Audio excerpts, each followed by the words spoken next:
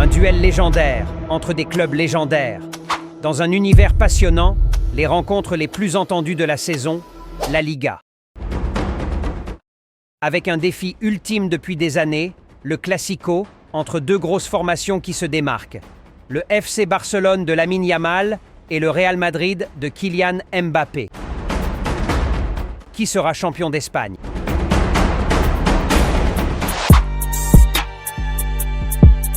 Salut les Blaugrana, bienvenue sur cette nouvelle vidéo où on parlera du début de saison des deux gros cadors espagnols, le Real Madrid et bien sûr le FC Barcelone. On verra ensemble qui d'entre eux est déjà bien parti pour l'avant-premier Classico de la saison, ainsi que la saison en général, en essayant d'être le plus réaliste que possible. On met le petit pouce et on s'abonne, let's go! 4 victoires sur 4 matchs joués, voilà le record détenu actuellement par l'effectif d'Hansi Flick cette saison, devant le Real Madrid, l'Atlético Madrid et le Villarreal au classement. 12 points sur 12 possibles. La dernière fois que le Barça a fait pareil pour son début de saison remonte au moins à 3 ans en arrière. Pour la remise en contexte, le Barça, après une saison blanche l'année dernière, avec un effectif limité, a dû changer de coach.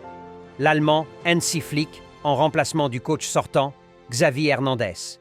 Pour pallier à un effectif limité, le Barça se devait de se renforcer absolument durant le mercato d'été, avec une liste de priorités publiée par le club dès le début du mercato.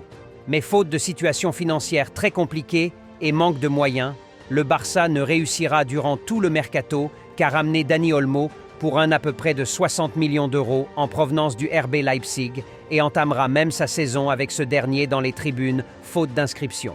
Ce n'est que lors du 3e match du Barça que les supporters auront la chance de revoir l'enfant prodige de retour dans son club formateur en plus de 10 ans après son départ.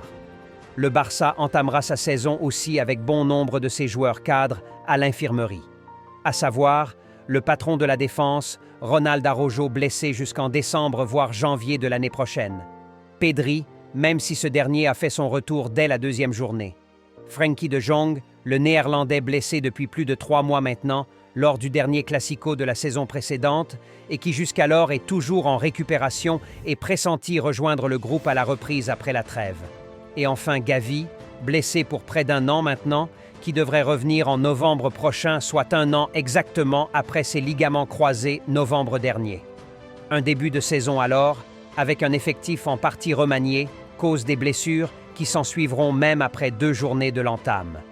Bref, l'effectif réussira quand même, malgré toutes ces imprévus, à faire la bonne opération pour ce début de saison, en gagnant tous ces 4 matchs joués. Parlons maintenant de l'état de forme des Merengues. Avec 2 victoires et 2 matchs nuls sur les 4 joués, l'effectif dirigé par Carlo Ancelotti fait un début de saison plutôt décevant par rapport aux attentes des supporters, qui s'attendaient à une équipe plutôt plus performante que l'année dernière, surtout après une arrivée de Kylian Mbappé, qui fait quand même partie des meilleurs joueurs du monde actuellement. Cependant, les Merengues perdront repère avec un Kylian Mbappé qui, normal, a besoin de temps pour s'acclimater au nouveau style de jeu qui va à 2000 à l'heure.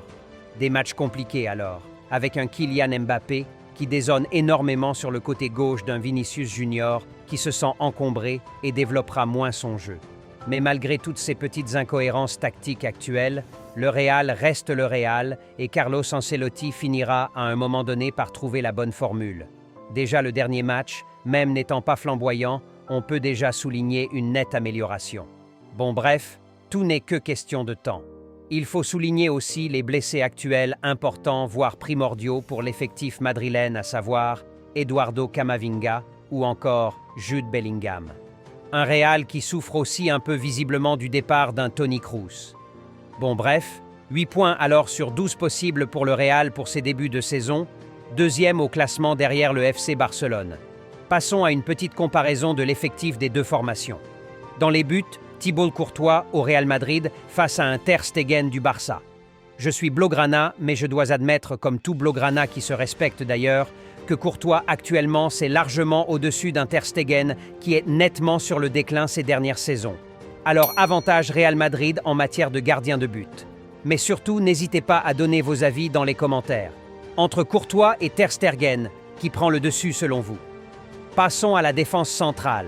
Le FC Barcelone avec Araujo, Courbassi Inigo Martinez et Jules Koundé face à un Rudiger, David Alaba, Eder Militao et Valero du côté du Real Madrid. Sur ce point, je trouve la balance équilibrée, les deux effectifs se valent. Parlons des latéraux. À gauche, Alejandro Balde face à Ferland Mendy du côté des Merengues. Là, je donne avantage au Barça pour l'apport plus offensif de Balde, digne d'un latéral moderne. Donc, avantage Barça en termes de latéral gauche. À droite, Jules Koundé face à un Dani Carvajal. Actuellement, ce que fait Jules Koundé dans son couloir est tout simplement extraordinaire, surtout qu'il est défenseur central à la base, mais cependant Dani Carvajal, même avec son âge, reste l'un des meilleurs défenseurs droits de l'Europe. Donc avantage Real Madrid sur ce point. Au milieu de terrain, je partirai avec Frenkie de Jong, Pedri et Dani Olmo côté Barça, face à Camavinga, Valverde et Bellingham. Là, tout supporter madrilène qui se respecte aussi doit s'avouer que ce milieu du Barça prend largement le contrôle face à ce milieu madrilène qui risque même de ne pas toucher le ballon sur 90 minutes, tellement ça va vite techniquement. Donc avantage Barça au milieu de terrain.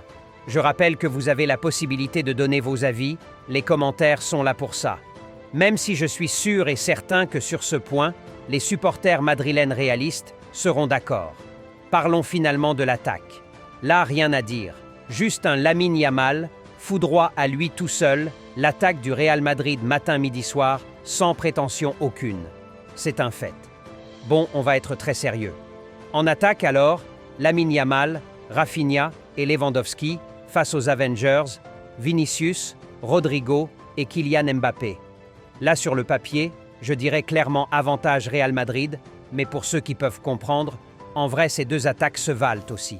Je m'explique. L'attaque du Real fait peur en termes de nom, mais sur le terrain, on voit bien que cette attaque n'est pas aussi complémentaire que celui du Barça. Et pour qu'une attaque fonctionne bien, il faut un minimum de complémentarité entre les joueurs. Alors côté attaque, je vois toujours une balance équilibrée entre les deux formations. Alors en gros, deux formations qui se valent en termes d'effectifs. Avec tout de même pour ma part, un petit avantage pour le Real Madrid, mais tout se jouera sur les terrains et la course reste longue. La Liga n'est pas un sprint, mais un marathon, alors n'enflammons-nous pas, tout peut encore se passer, il reste littéralement 34 matchs, ce qui est énorme. On attend de pied ferme le Classico à plus d'un mois pour bien analyser les deux formations en face à face. Les Blaugrana, j'espère que cette vidéo vous aura plu, merci pour ceux qui ont suivi jusqu'ici, on continue de liker. Vous êtes le seul à faire passer d'un cap cette chaîne, alors likez et abonnez-vous. Plus qu'un club, Visca el Barça y visca Catalunya.